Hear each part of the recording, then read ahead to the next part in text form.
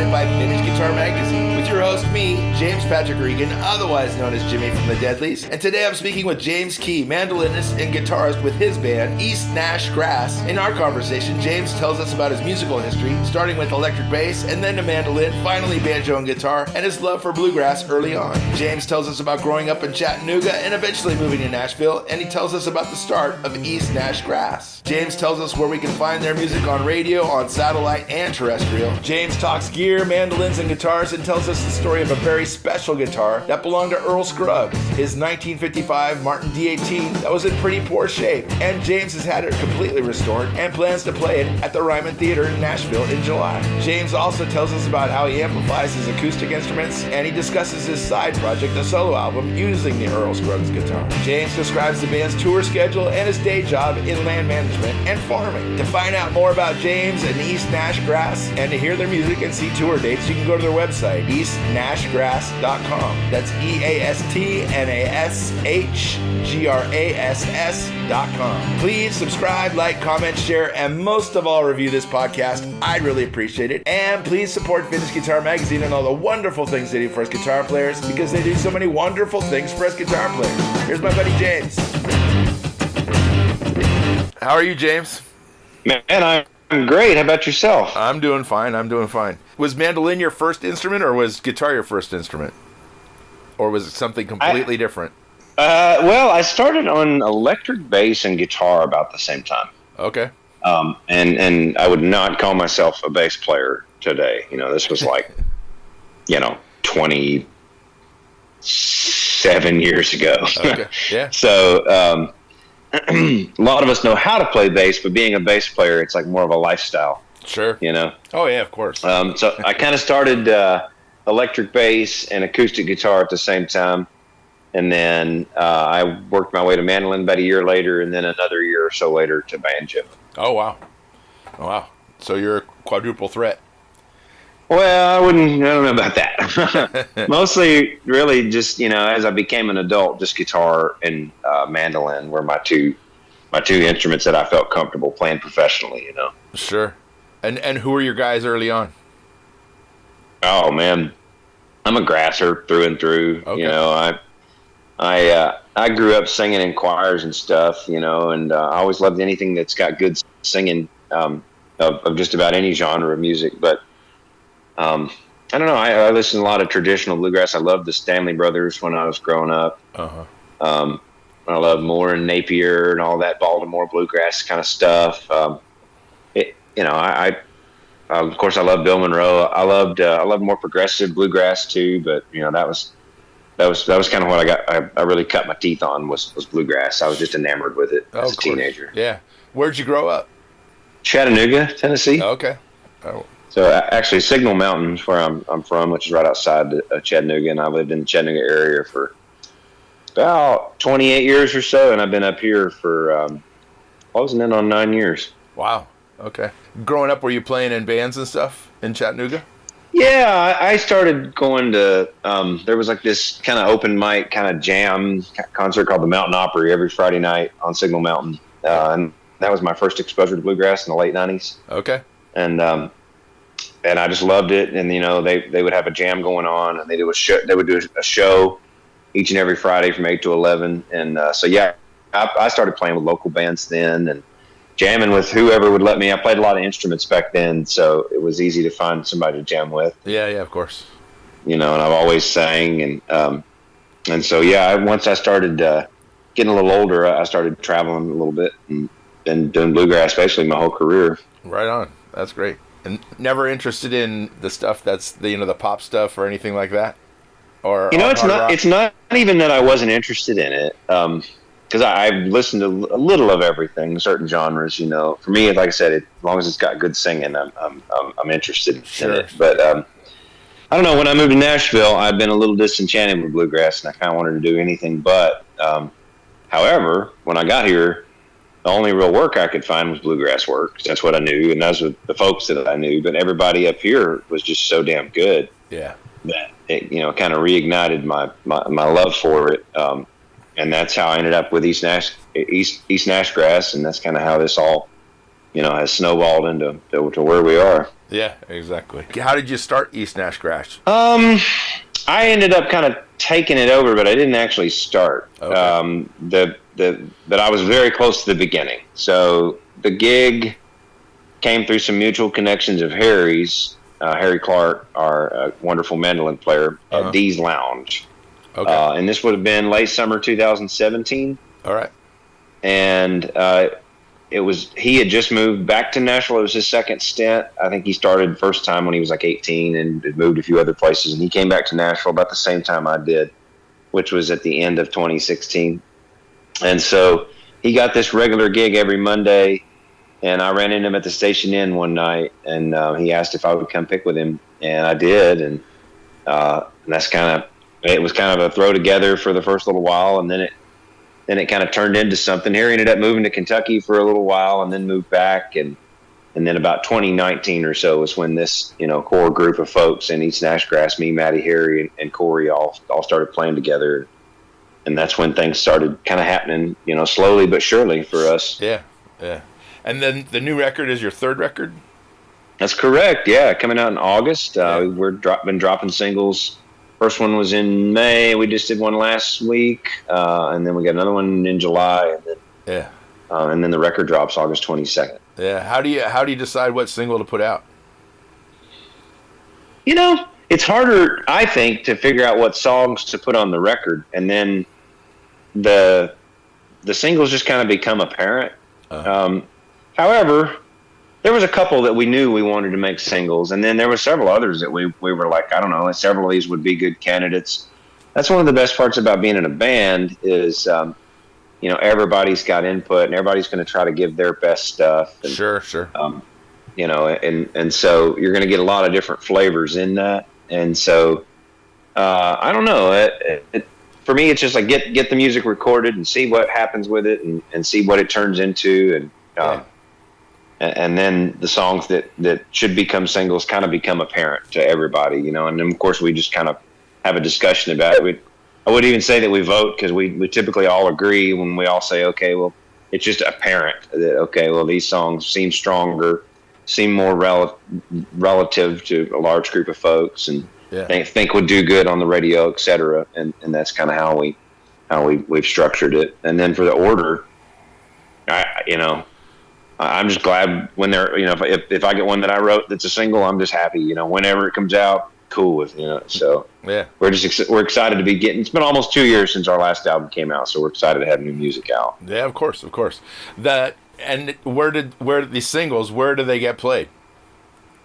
Well, XM radio, of course, they're always great for spinning us, and we have a network of terrestrial radio folks that play us, and right on. And then of course just streaming. They're available on every streaming platform, and some of them starting to get playlisted, which is great, and so that's and then of course we'll have actual physical antiquated copies for sale. We'll have the classic compact disc, and we actually have a lot of vinyls too that we carry around with us everywhere. Yeah. So there'll be vinyls for this new record too. Do you find that terrestrial radio, like the people that are listening to terrestrial radio, are more passionate about? Like they're seeking out these shows that play bluegrass. Do you think they're more passionate about it than I don't know? I mean, XM certainly. There's people that's all they're listening to, but I don't know. It seems like terrestrial radio, like the show, at least I'm on the West Coast, so like the show might be an hour, and you got to get yourself in there first off. But the people that are listening really love bluegrass. Is what I found. Yeah, I would say that that's true, and it's also like separated by demographic. Because like most folks from my generation aren't listening to as much terrestrial radio. Yeah. Whereas some of them probably do listen to the satellite radio, but you ask them where they get their music, the overwhelming majority are streaming or off of playlists, during streaming. Yep. Yeah, of course. And YouTube, has that YouTube been good to you guys? I think so. We could probably have a little stronger presence on there. It's one of those things you get what you give into it. And, this is a small business basically. And so we're always got our hands in a lot of things. We do Instagram and Facebook and of course have a website, would probably be good to put some more videos out, because people love the videos, you know, and they're out there forever too. That's one of the things that we learned doing these. Yeah.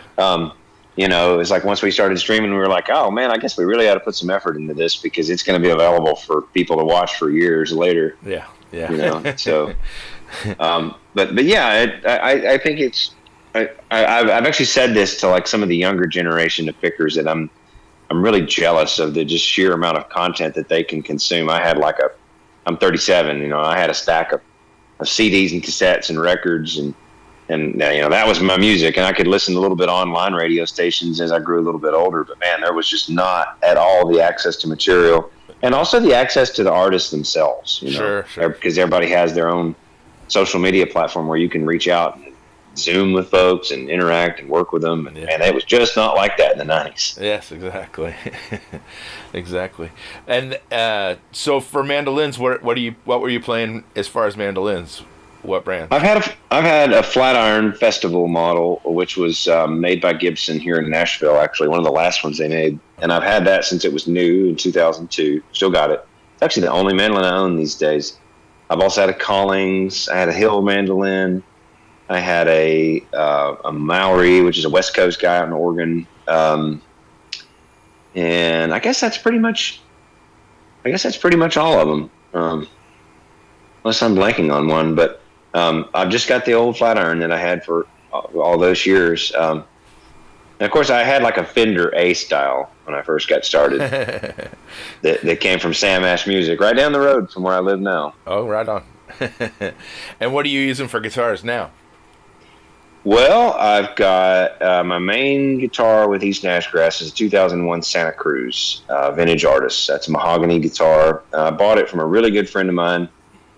He was actually my voice teacher who I worked with for many years. Great dude. And he actually had told me at one point he was going to will me this guitar. and then he emailed me like I don't know, I guess I've had it for about 6 years. Okay. And he emailed me one day saying he was going to sell it. I thought, well, I guess I'm not going to get it willed. So, you know, I'd always told him that if he was ever going to sell that guitar, that I wanted it. Mm-hmm. And I really wasn't in any position to buy a guitar at the time. But he was a good friend of mine. And so I actually typed out an email telling him thanks, but no thanks. And then I erased all that. And I said, hey, when can I come get it? And asked if he would do me a favor and take some payments on it. So I actually bought that guitar on installments. Oh, okay. Back years ago, and that's turned into my main guitar with East Nash Grass. It's there's things that I really love about it. It's a really balanced guitar, and it's loud. It's a really great rhythm guitar. You can really lean in on it and get a lot of volume out of it, which is super important in being in a bluegrass band. Sure. Especially for the stuff that we were doing before we started really touring as much, you know, playing in jams, and we did the one mic thing for a long time, and having a loud guitar is really nice. Yes, of course. And I shopped around for a while looking at different things, and I always thought maybe that I would move on to something different, because it's not exactly a fancy guitar by any stretch of the imagination. And I don't know, it just kind of became my main axe, and it makes me feel really comfortable, and I don't feel comfortable when I play other stuff. And so now I'm kind of like, I don't know, I got all this time invested with it. It's on both the last records for East Nash Grass, and I have a hard time parting with it now. So that's been my main guitar out on the road and in the studio. I've also got some other things. I've got a 67 D35 that was my granddad's. Oh, right on. Really cool old rosewood guitar. That's Sure. kind of the very end of that generation where they were running out of rosewood, is what I had heard. And it's got the 3-piece back. Yeah. And I've got an old 42 Gibson LG2 Banner, which is probably my favorite. Like we call them songwriter guitars. Yeah. In the bluegrass world. And it's just because it's not as physically cumbersome to lean over and write or type. I always wanted one of those, and I bought it about 5 years ago, I guess, from another friend of mine that had it. And those are just that wartime era of Gibson Banner guitars has just got such a cool history, such a neat story. Yeah. And they were just kind of building them from whatever during the period. Not really sure if it's a 42 or a 43 because their records were just so shoddy back then. Yeah. You just don't know. It's got a maple neck on it. It's got like a really thick neck and no truss rod. Yeah. Just a really thick 3-piece maple neck. It's got a ply in the middle. You can see. So that one's one of my favorites to play around the house. And there was a guitar that I almost bought in 2020. I was shopping for mandolins because I started with East Nash Grass playing mandolin, and then Harry and I switched in 2021, and that really ended up being just immediately better. We liked it that way and just left it. Yeah. But I was shopping for a mandolin at the end of 2020, and I had kind of earmarked enough money to buy a really nice mandolin. I was looking for like a Gilchrist or something like that, and I found this really cool old guitar that was actually owned by one of Bill Monroe's mistresses. It was a late 30s 0018, it's 39 0018, beat up, but played really good. And man, she had a note from Bill. She had pictures of her playing it, and they had just got it in at Carter's. And I don't know, what they were asking was fair, but I thought, well, if I spend this, I won't really be able to buy a mandolin. And they got David Greer to come do one of those videos that they pay him to do. Yeah. And somebody saw the video and flew down and bought it like a week later. Wow. And I always had FOMO on that guitar. And so I had another opportunity that came around about a year and a half ago to buy Earl Scruggs D18. Wow.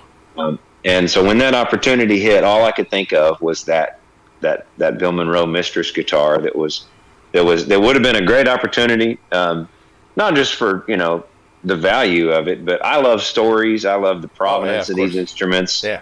Some collectors or instrument dealers may look a little less favorable on what they would call memorabilia or the provenance of an instrument. But for bluegrassers, man, that's like everything. To us, I just think it's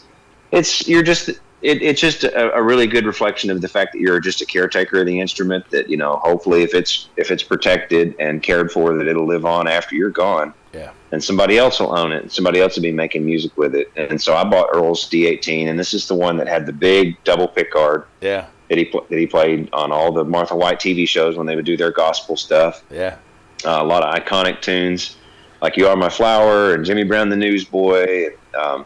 All those were recorded on this guitar. "Let the Church Roll On" at Carnegie Hall. That was all with this guitar. Right on.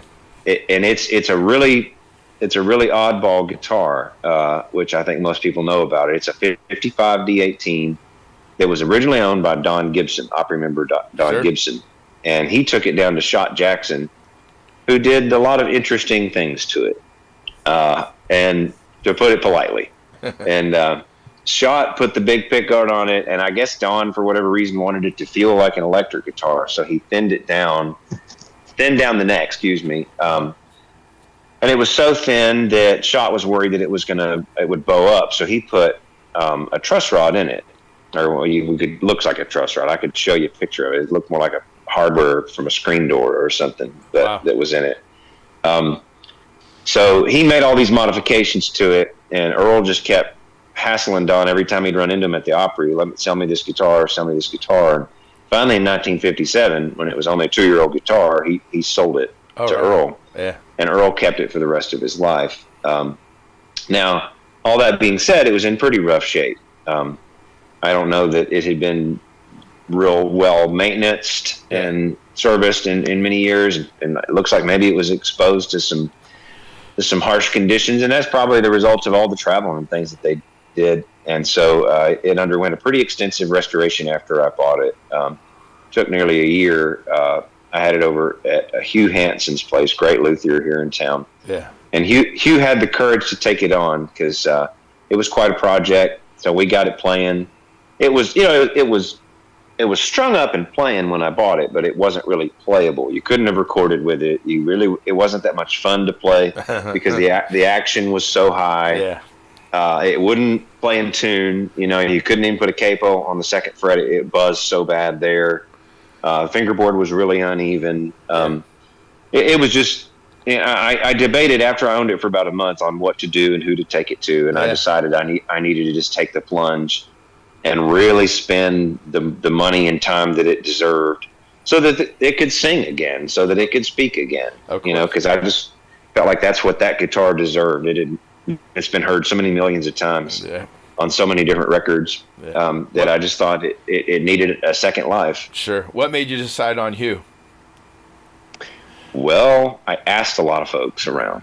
I asked a lot of folks in town, and I'm also a contractor. I do land management, and it kind of reminded me of when you have a really big project in mind, and you solicit some bids, and somebody comes in at like 10% of what you're expecting. Because I had a few people that were like, "Oh yeah, we can, reset this bridge and put in a new saddle," and it's like, no, man, this is going to need a lot. Like it's going to need it. I mean, and I knew once Hugh got into it, or whoever got into it, that it'd be like an onion, and you'd find all these layers, and that was exactly what happened.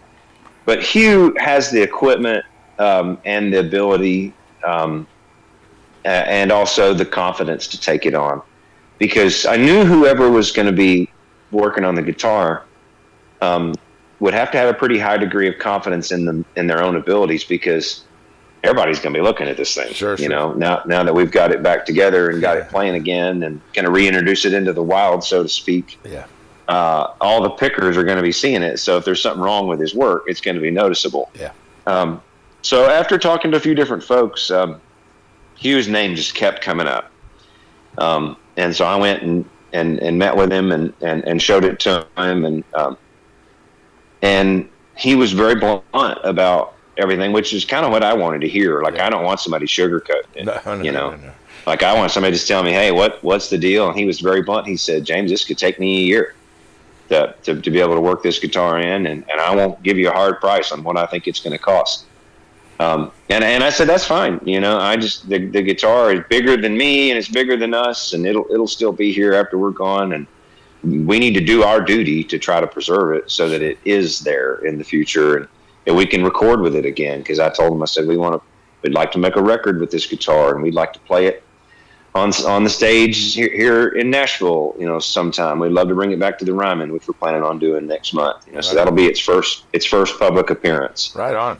Since doing all this, but Hugh signed up for it, and it took him a while to kind of work it in and brainstorm on what he wanted to do, and he did such an excellent job of documenting everything that he did. I got hundreds of photos from day one. Right on. Of everything he did, and that includes all the top thickness measurements. And I mean, he took it down to a science. And watching the process, he would keep me updated with these photos that he would send, and some of them would. I had several folks, that are all in this, guitar community that I added to this album so they could see it. Everybody's kind of grimaced a couple different times at some of the things that he had to do to it, And then once he opened it up, it was just like, man, it looks like Schott cracked a neck block in 1955, wow. and it was bad movement, in there, and there'd been a few attempts to kind of repair it a little bit, but nobody had really gone to the degree that it needed, and we just had to trust the process and trust him, and he nailed it, man. And I don't have enough good things to say about him for taking care of it the way that he did. Yeah. Did you have to switch out the pick guards? Are they new pick guards?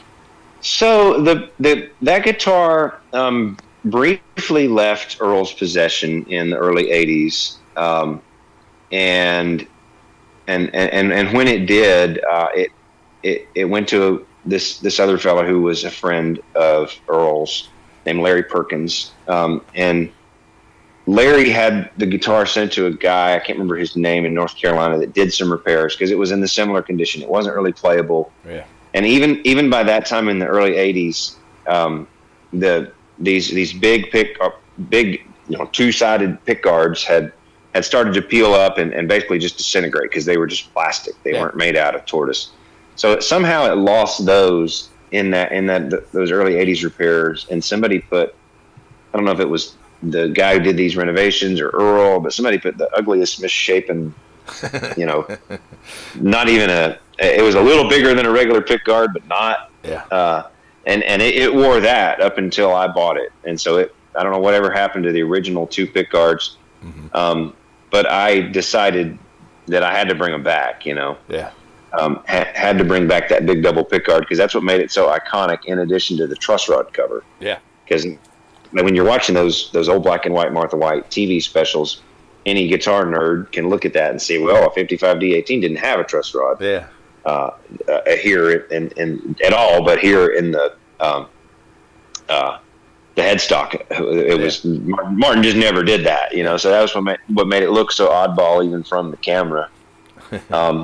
And so I added those back, and we noticed through going through this process that they were actually like a faux tortoise. I always thought they were black, just watching those black and white videos. But then I found some really good color photos through Charlie Cushman, and some really good close-up cover photos, and it showed that they actually were like a faux tortoise. And Hugh did a great job matching it up. So it is now wearing those again. Yeah, yeah. And how is it? So do those pick guards muffle the sound at all? Do you think? I would worry about that on any other guitar, but this guitar just had so many modifications, and the top was really thin in some places. I felt like that those 50s Martins were braced so heavy that it probably wasn't going to be a big concern, that it had a little thin pick guard, and it is pretty thin. It took a little bit for the guitar after we first strung it up to settle, and it started sounding better the more that it was played, even in the first few weeks. Yeah. But I feel like that, it was one of those that there was more benefit than cost to bring back the pick guards, Of course. So I felt like we just had to do it. Yeah, yeah. Did he have to refinish the rest of the top? No, he did not. Yeah. I think it might have been refinished in the early 80s when all that work was done. So it's still got some finish checking and stuff from then, but we left everything else. Yeah, I think that finish checking really opens up those old guitars. And I love it. I'm not a collector per se. I'm really more of a player. I have a little, small collection that I just named, but I play every one of them. I don't have anything that's sitting around in a case. I've got them all out on stands, because I'm wanting to use them. Yeah. Yeah. And to me, that stuff is just cool. My Santa Cruz that I referenced earlier was a spotless guitar when I got it. And in the 5 years that I've been touring with it, it's finish checked all to hell. Yeah, yeah. And I swear I'm taking the best care I can. I'm putting it in one of these thick Calton travel cases everywhere we go. Yep. I take it in at night from the hotels. It travels inside the van with us, but it just gets hot and it just gets cold, and it's just kind of part of touring, but I like that, I think all that's cool. It all adds character to it. Oh, to of me. course. Absolutely. No, I think those, once you get some finish checking in any guitar, it really opens up the sound and makes it sound so much better than an intact finish. Yeah, absolutely. Yeah. Excuse my naivete. When you guys are playing, are you miking the guitars, or are you using some sort of onboard electronics or anything like that? Both. Okay. So we've been traveling with these Neumann clip-on mics that we're all running the same one, and it clips to our instrument, and then we're using that with a DI as well. Okay. On most venues. If there's a venue where we don't need the DI, like when we play the Ryman, we're not going to DI that. Sure. Yeah. But otherwise, we're using that. So each instrument has 2 channels basically, and those Neumann clip-ons are really good. Yeah. So I'm not familiar with those. Like, where do they clip on? It's got it's got this little mechanism. Some people tape them like with gaffing tape. Sure. But I have it kind of centered over the strings. If you were playing it, it's a little left of the sound hole. Okay. A little closer to the neck. Yeah. And I keep it, this far or so off of the strings, and just kind of in the center. And it does seem to matter I've tried clipping it on the bottom, and it catches more high end. And I've tried clipping it on the top, and it catches more low. And so I try to do my best to keep it over the center of the strings, and it seems to mic pretty good there. But we're all running the same one: mandolin, fiddle, banjo, guitar, all running the exact same microphone. Yeah. And we like them. We've been using them for, I don't know, a year and a half or something, on each instrument.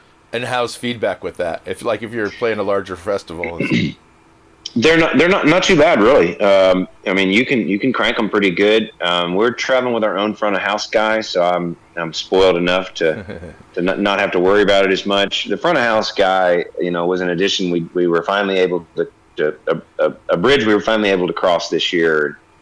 Man, it makes all the difference because you got a guy that knows your songs and he knows your material, and so he knows when you're about to play, and he can bump you up and pull everybody else down, and so I would say that'd be important. But those clip-ons, even before we had a front of house guy, seemed to impress most people. People seem to like them. It's about a $700 mic.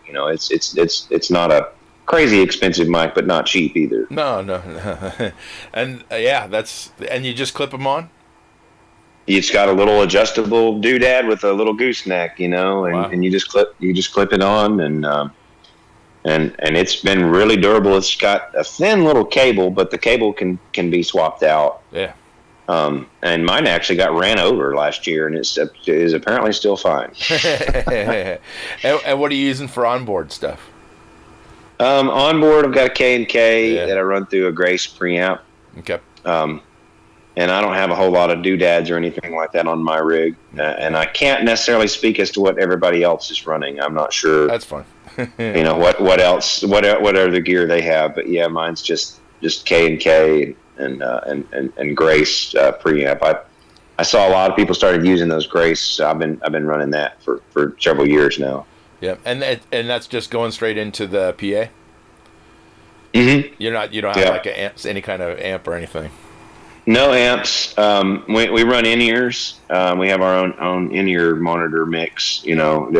But other than that, no amps. In fact, some of our previous bass players even would use an amp, but Jeff Parton just runs he's got his own DI, and his own EQ that he can send his feed out with. But yeah, it's been all acoustic in that regard. Very good. When you bring Earl Scruggs as our Don Gibson's guitar out to the Ryman, is it going to have a K&K, or are you just going to use the Neumann?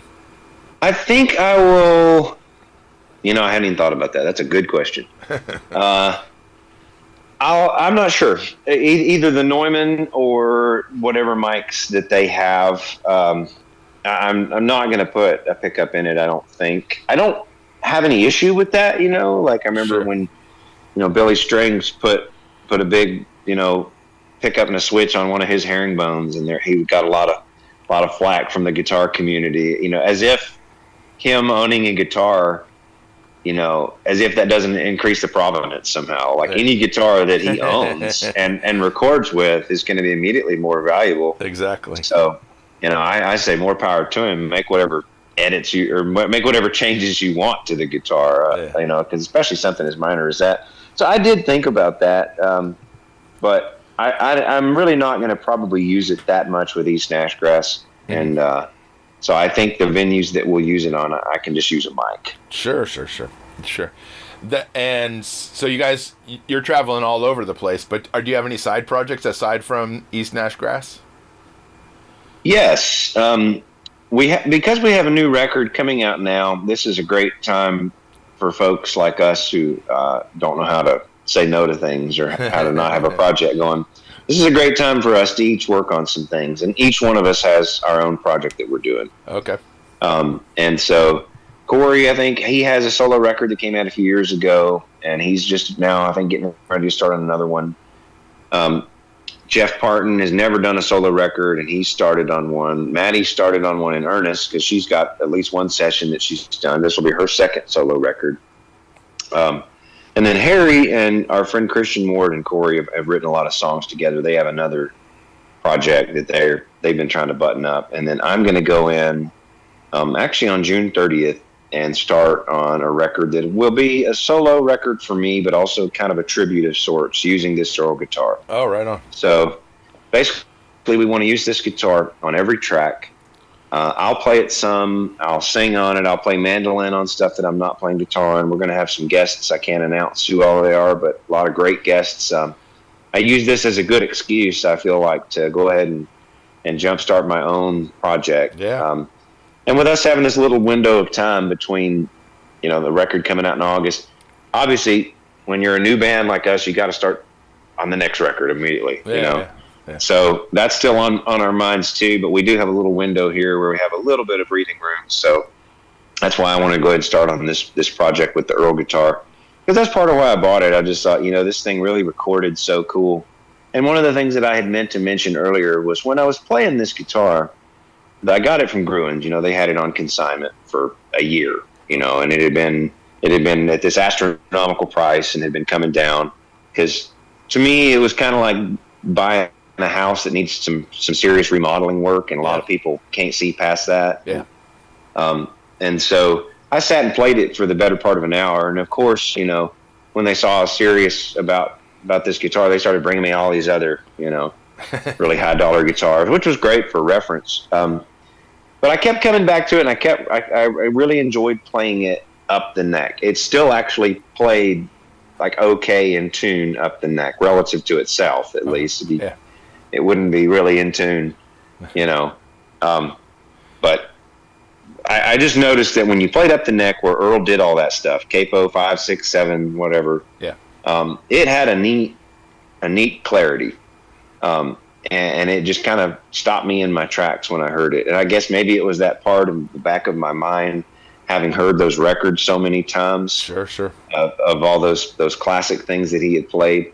But that's when it was kind of a light bulb moment for me, and I understood why Earl liked that guitar, because, 70% of the time that he was playing guitar, that's where he would play. Yeah. He would do this finger style stuff, capoed really high, kind of a unique timbre for the instrument. And that D18 really has a special quality in that range. Yeah. Right on. So when you're touring, you're doing vans close by, when you do like Idaho or Oregon, are you flying or are you driving out there as well? We're all on the road this year. Oh my God. We've had a couple fly dates. We have one more in September where we have to fly to Massachusetts, just logistically. But yeah, we're in a big van. We're traveling with a big van, big trailer, and a big merch setup. Yeah. So we really doubled down on the merch this year. We're traveling with 6 or 8 different T-shirt designs and hats, and koozies, and CDs and records and all that stuff. And so that's kind of where the logistics of what we're traveling with come into play. But yeah, we're slogging it out in a van, and so that's about a 5,000 mile trip that we're going to make from July. We will leave on July 22nd, and we will return August 13th. Wow. So it's pretty good run in a van. Yeah, no kidding. And do you stay in motel rooms or do you stay? Yeah. You're not camping. Yeah, no camping. It's the Holiday Inn for us. I think last I checked, we were closing in on 1 million IHG points this year for our Holiday Inn stays. Good for you. Hey, did Martin ever contact you about the guitar? Did Martin want to check it out or anything? I would love it if they wanted to. I haven't. I just now started kind of putting the word out about this. I got it back in March. Okay. And I just now kind of started telling folks about it and, my plans with it. And I would love to talk to them about it, of course, because it's such an iconic piece of history. And I'm honored to own it, to be honest. Yeah. And so if people want to get a hold of you and do you have your own webpage or is it just East Nash Grass? That's the best way to get in touch with me through East Nash Grass. Okay. I'm pretty highly accessible through there. They can contact us on our website. Mm-hmm.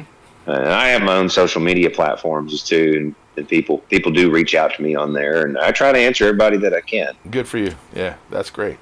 Yeah, and anything you do for fun? You mentioned you're a contractor, but is what else kind of things do you do? The type of contracting I do is a little different than when I say contractor, because I do some construction things, but I specifically do land management. So I own a company that manages some pretty large estates here in the Nashville area. And that can be a lot of different things. I get asked a lot of questions about it.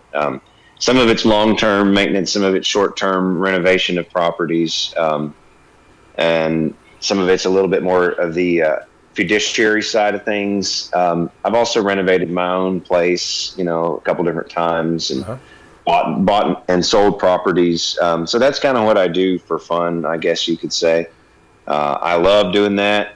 I relate to it in the same way that I do with music. It makes me feel grounded. Sure. And gives me something tangible, a nice connection to the earth. Yeah. And I also love the aspect of being a caretaker. That's one of the coolest parts about dealing with real estate, is that it'll still be there, after we've come and gone, and it's kind of just your time to be a steward of it and to be a caretaker of it. And so you just try to do the best you can with it, with whatever that is. And it's always so unique, just like music, there's no two that are the same, and there's, different projects bring me different challenges and different rewards and things like that. And it's been something that I kind of got into through my family, having a lot of farms here. My more distant family was all from the Nashville area. And, oh, wow. Basically, I'm descendant from a whole bunch of farmers, and the modern family farm is just a thing of the past now, And unfortunately. So a lot of this, it is. It is unfortunate in some regards, but farming even has changed so much, and it's like that's one of the things I love about bluegrass is Earl Scruggs and all them guys were all farm boys. They all grew up on a farm, and that was back when farm work was really awful.